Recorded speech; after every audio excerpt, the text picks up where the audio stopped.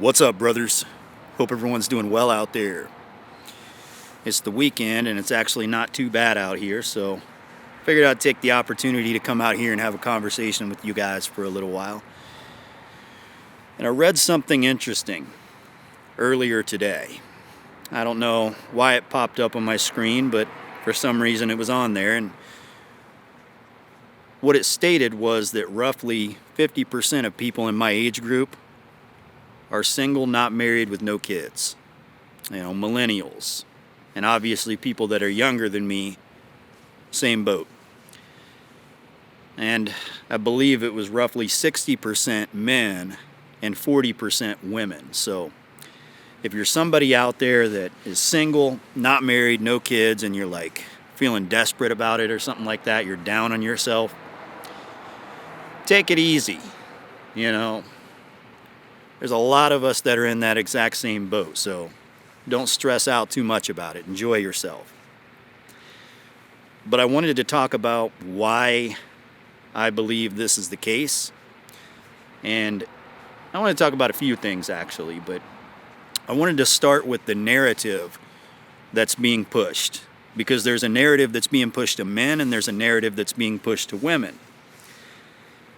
And by the way, mainstream media hates this narrative. They don't like it at all. So I don't think we can blame the mainstream for this like most people like to do. But the narrative that's being pushed, and by the way, this might be a synopsis. I'm just saying narrative because I don't necessarily 100% agree with it. But if we were to survey 1,000 people, 800 of them would probably agree with it. So the narrative that's being pushed to men is that 80% of women, or even 100% of women, are only willing to get with the top 20% of men. And basically, if you're not in the top 20%, no woman will ever be loyal to you. So guys are basically being told that if you're not in the top 20%, which most guys aren't, right? Obviously, you don't really have much of a chance. That's the narrative that's being pushed to men. But there's also a narrative that's being pushed to women, which is no high-value man will ever be loyal to you because high-value men have so many options. So if you want to date a high-value man or marry a high-value man, you must be willing to share him. And even if you do, there's no guarantee that he's going to want to stay with you. He might Tom Brady you. Tom Brady had a model of a wife, and he still divorced her, right? A lot of people think it was the other way around. She was cheating on him, and she divorced him. He actually wanted out of that for several years, and he made a deal with her that they would wait until after he retired. And that's when she was like, well, why don't you retire now? And he was like, no, I'm going to retire in a couple more years. That's a whole different subject. We won't get into that. Most of you probably don't even know what I'm talking about. So the narrative that's being pushed to men is that 80% of women are only willing to get with the top 20% of men. So this is discouraging to most men out there, right? And the narrative that's being pushed to women is no high-value man will ever be loyal to you. So that's very discouraging to women. Now again, is that the narrative, or did the narrative come before the actions that we're about to get into, or did the narrative create the actions? I don't know. So anyways, let's get into the the actions that took place with my generation and with the younger people. I don't know how old you are and specifically, but when I was 19 years old, when I was 18 years old, the type of movies that we would see and the type of music we would listen to, the movies were like American Pie type movies, like even horror films were like Scream and like Jason and those type of movies, which basically always revolved around people having sex, like college age people having sex. And that was like, it was sex sells, right? And music was the same. It was about people having sex, how many people you can have sex with and whatnot. So that's kind of what was popular. It was the sex sells generation, the MTV generation. And that's what we grew up with. So no guy wanted to be the 19-year-old in the group of friends that was still a virgin, right? That would be the most humiliating, embarrassing thing that anybody could ever call you at the age of 19 as a virgin.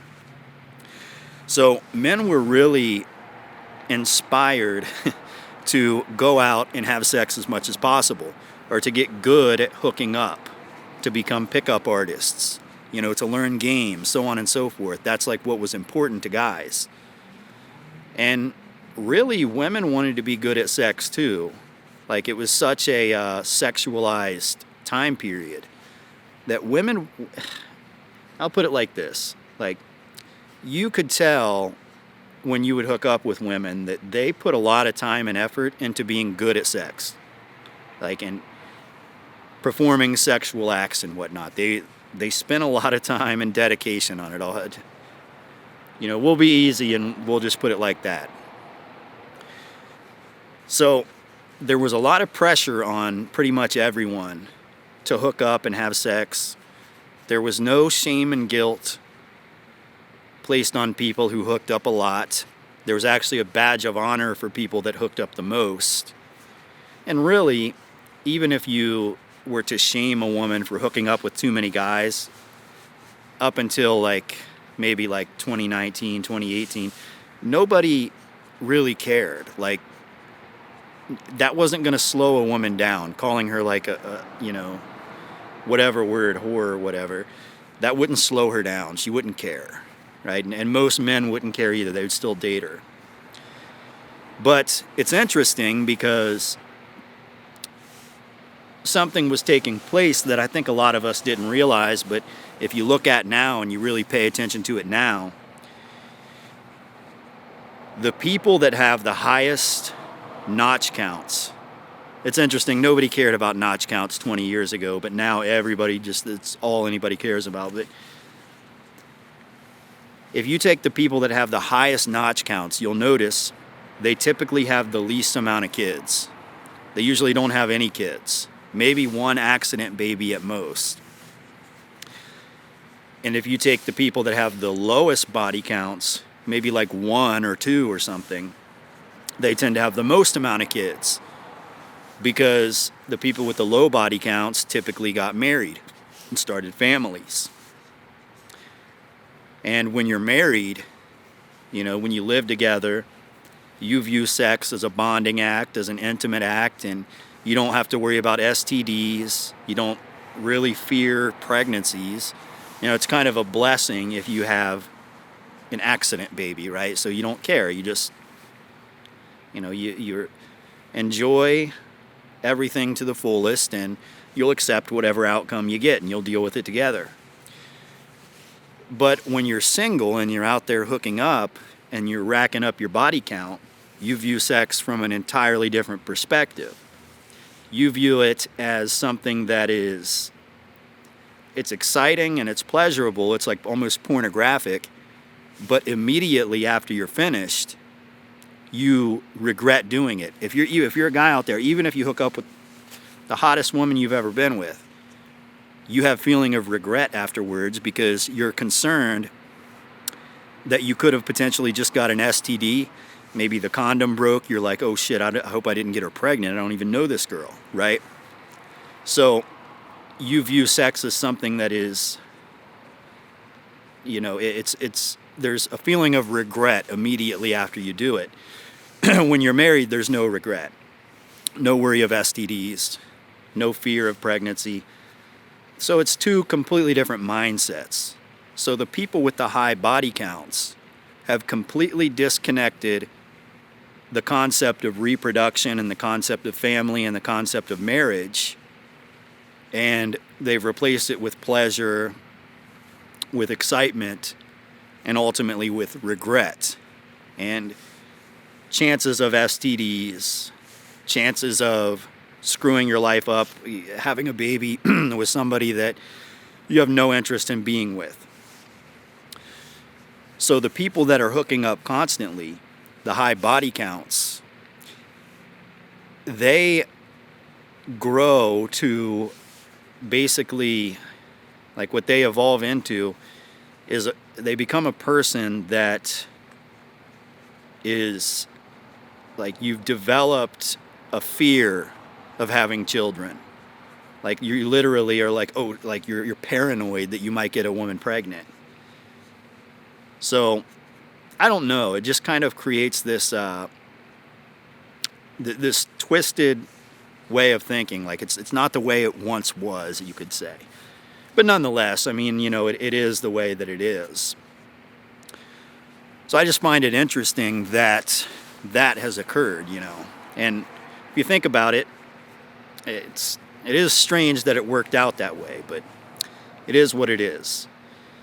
So now we're in this time period where people want to do red pill pickup game, and a lot of people think those are different things. They're all one of the same.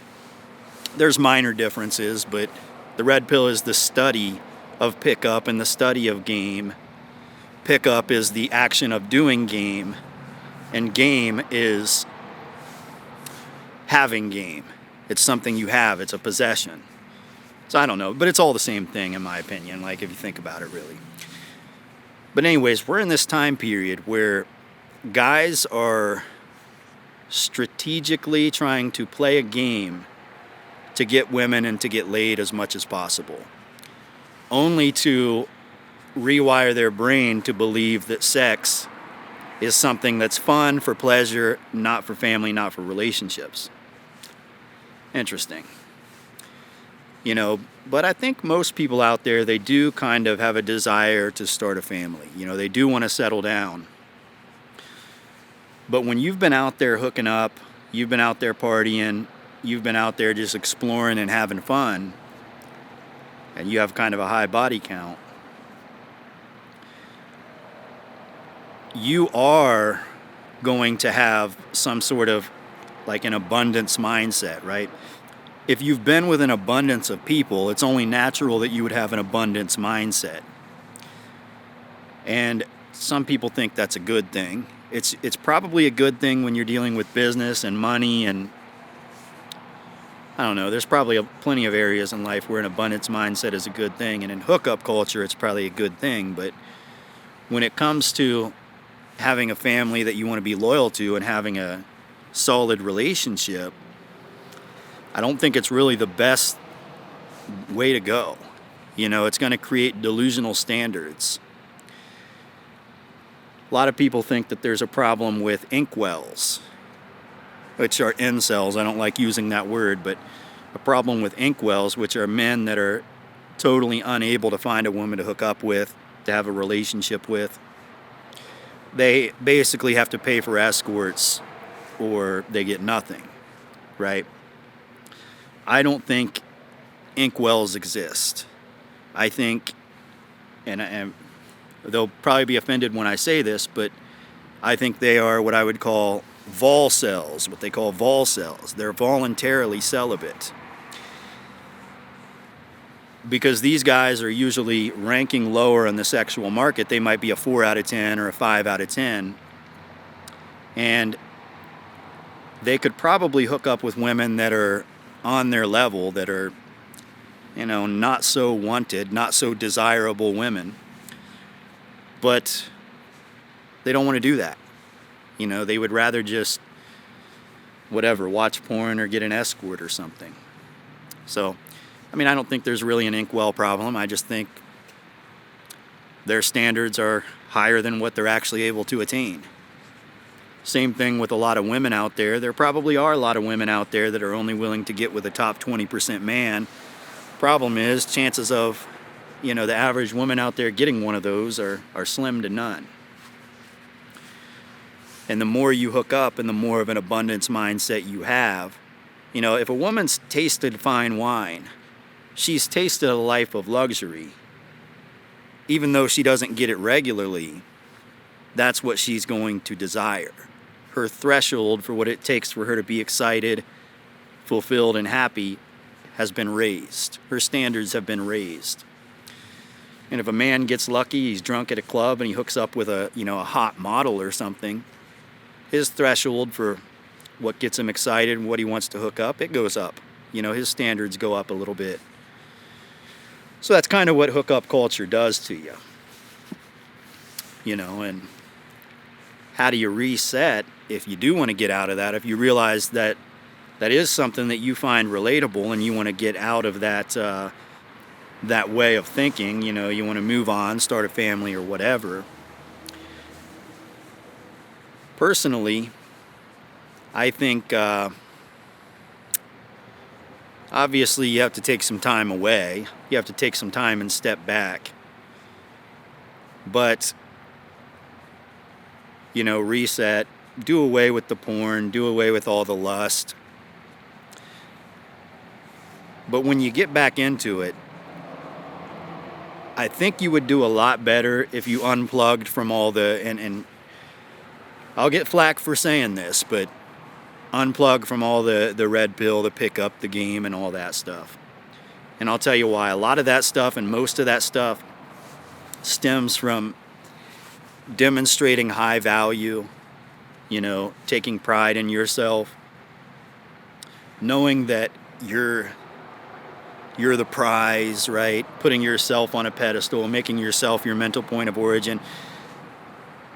That's not necessarily bad advice. But growing up, and you don't have to take this advice, you can do whatever you want. I'm just giving you my perspective. For myself, when I was growing up, the men that I was around, my uncles, my dad, some of my cousins that were older than me, even my football coaches and teachers and some of my friends' parents, and the way they conducted themselves was completely different. And I didn't think anything of it as a kid. Just to give you an example of my childhood, my parents had some money. We weren't totally broke. We weren't exactly struggling. But I was raised to not really care about shiny things and nice things. I was given one pair of school shoes to start out the year and maybe enough outfits to get through a week. And I wouldn't get another pair of shoes until basketball season if I played on the basketball team. And my basketball shoes would be my school shoes after the basketball season ended. And so I'd have to get a size up because my feet would usually grow during the school year. So, I wasn't one of those kids that just was spoiled and got everything that he wanted. It was bare minimum. That's what they gave us. But they did give us good, healthy, real food, meat and vegetables. And there were other kids that I went to school with, and I didn't realize it at the time. As when you're young, you just kind of try to relate to everyone. And you don't really realize that there's other kids, maybe they don't have the same access to the food that you have. They're not eating real chicken. They're eating chicken nuggets. They're not eating real hot, legitimate meals. They're eating stuff out of the freezer, right? Or maybe you have a ride to school or you have a ride to football practice and they have to walk, right? So I don't know, you don't really pay attention to what people's parents do or how much money they have. You just kind of try to relate to everyone. Why am I telling you this? I don't know. I kind of just went off in a I don't know why I went in that direction, to be honest with you. Anyways, the older people that I knew, I just totally drifted off into a childhood story. I don't know. Fuck, 19 minutes. I feel like this video sucks. Anyways, the males that I was around were basically the complete opposite of what's taught in most manosphere and red pill content. For example, it would be totally normal for my dad or my uncle, definitely my grandpa, to say something jokingly or tell everyone that the wife is the head of the house or she's the boss. And here's the thing, modern males will think that that's simping. They'll be saying that is a simp move. But here's why it wasn't a simp move. For them to be yep, she's the boss. Everybody knew that he was the boss. Everybody knew that he was the head of the house. Everybody knew that he was the man. He was the big bully out there in the world accomplishing things. You know, he's masculine, he's ruthless. But they always wanted to uplift their wives. You know, they always wanted to, you could say they valued their families. They valued what the wife did. They valued their children. They valued their marriage.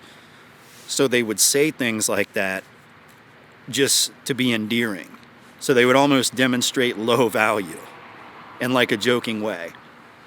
And the women 100% respected the men, and there was no simping or anything like that going on. Like, it was nothing like what you see nowadays and what you hear nowadays. It was the opposite. Men were gentlemen. Men and women were loyal to each other. And, you know, men uplifted their wives and made them feel good. And I was a kid and I didn't understand like what their sex lives were like or anything like that, but I'd imagine they were pretty damn good. You know, they had the chemistry going on. You could tell they were still excited about each other. You could tell they were still turned on by each other. So even though you don't see what's going on in the bedroom, you know there's some stuff going on. So, you know, I think maybe times were simpler back then before we had social media, obviously. But I think you can still bring that out. I think there's still a chance for you to live that sort of a life if that's what you want to live. But let me tell you this. You know how the big thing that's being pushed out there that guys are trying to learn is they need to demonstrate high value. They don't want to look desperate. They don't want to look needy. They don't want to look weak. The greatest demonstration, the greatest display of high value is to be so high value that you feel like it's your responsibility to bring people up to your level. You know, I knew these, there was one guy that I knew growing up. He ended up going to the NFL. You know, we went to high school together, and everyone was kind of secretly jealous of this guy. His dad was an NFL football player. They were superstars, millionaires, you know, had a lot more money than the rest of us. And, you know, they were just like godlike. They were like demigods as kids. I remember being 19 years old, and I was back home, stopped by a gym, and he happened to be at the gym, and we stopped and talked. You know, we were friends in high school. So we stopped and talked, and he's 6'4", like 270, six-pack jacked. I'm 6 foot even, maybe 200 pounds. If you don't know the difference between 200 pounds, 6 foot, and 265, 270, 6'4", 6'5", big difference. But when I would bump into him, he'd be like, "Man, you're looking huge, man. You're looking big," knowing he's way bigger than me. But he actually meant it, because I was bigger than last time he had seen me. So I had gotten bigger, but you know, it's just somebody that is clearly way up there, right? Worth $15 million, fucking biggest dude in the gym, but he approaches you and compliments your physique. You know, no flamingo. Well, they say pause, no flamingo. But, you know, just not being a hater, encouraging your fellow man. That's the ultimate display of high value. And you can be that same way with women. A lot of guys think, well, that's not going to turn them on. That's not going to get them excited. I guarantee you, you know, I guarantee you Leonardo DiCaprio isn't like insulting women to turn them on. Telling them like, I'm Leonardo DiCaprio and you're not worthy of me. No, he's lifting them up and they're getting excited because they have an opportunity to be with him, and he builds up their self-esteem, and you know, he gets to treat them well. The more high value you are, the better you're able to treat women. If you're low value, what do they say? what do they say? When you're weak, you should present yourself as looking strong. But when you're strong, you should present yourself as looking weak. Well, if you're somebody that has to go over the top to demonstrate high value, you're probably low value. If you're somebody that, kind of tones it down a little bit and tries to be more personable and gives people compliments and is nice to people, you're probably really high value. But somewhere along the line, that's got twisted up and the message has been lost. A lot of people will say that I'm the wrong one in that situation, and pickup artist types are the right ones. And you're free to think whatever you want to think. We're all different, I suppose, and we have different experiences. But that's just my experience. I suppose this was long-winded, and I don't know if I quite answered the why people are single, but I suppose the reason I think so many people are single is because I think they are simply not finding anybody that they want to settle down with and they want to have kids with. When you hook up a lot, when you go out a lot, when you party a lot, if you watch porn, if you do whatever it is you do, it's very likely that you're never going to find anybody that you want to settle down with. You're always going to be thinking, like this abundance mindset, you'll be thinking somebody else is going to come along that's even better. I'm going to find a bigger, better deal. So, your standards get a bit unrealistic, and before you know it, you're 42 years old, not married, no kids. But hey, that might be a rather enjoyable lifestyle. A few years from now, that's where I'll be if I don't settle down. It's not too late. I'm in my late 30s. It's not too late to settle down, get married, and start a family. It's something I've thought about, but something I haven't accomplished yet. So, I don't know. I suppose that's my 2 cents on the subject. I guess I'll just go ahead and shut this one off there. No need to ramble anymore. I feel like this video sucked. Oh well. Hope this video was somewhat informative. And that's about it for tonight, guys. Until next time. See ya.